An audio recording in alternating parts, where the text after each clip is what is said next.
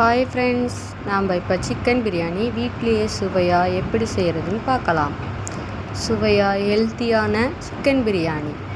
அதுக்கு நம்ம ஃபஸ்ட்டு குக்கரில் எண்ணெய் 2 டீஸ்பூன் ஆட் பண்ணிக்கலாம். அதில் சோம்பு பட்டை லவங்கப்பூ எல்லாம் ஆட் பண்ணி நல்லா வதக்கி சிம்மிலேயே வச்சு வதக்கணும். கட் பண்ணி வச்சுருந்த பெரிய வெங்காயம் இப்போ நம்ம ஆட் பண்ணிக்கலாம்.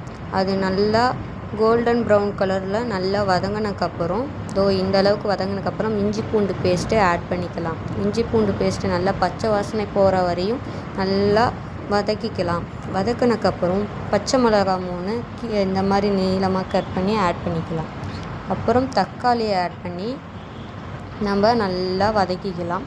அதுக்கப்புறம் கருவேப்பிலை கொத்தமல்லி இதெல்லாம் நம்ம கொஞ்சம் போட்டுக்கலாம். போட்டதுக்கப்புறம் நல்லா கிண்டி விடுங்க.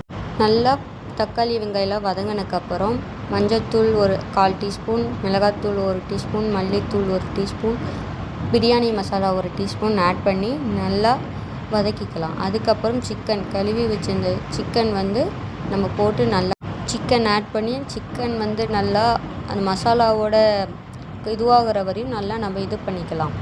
பண்ணக்கப்புறம் நம்ம இப்போ 2 விசில் குக்கரில் எதுவும் தண்ணி எதுவும் ஆட் பண்ணக்கூடாது.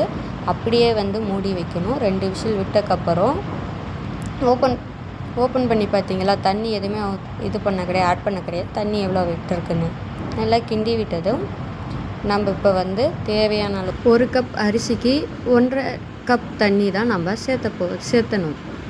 அதுக்கப்புறம் லெமன் தேவையான அளவு உப்பு ஆட் பண்ணிவிட்டு நல்லா கொதி வந்தக்கப்புறம் அரிசி கழுவி வாஷ் பண்ணி வச்சுருந்த அரிசியை ஆட் பண்ணிக்கலாம்.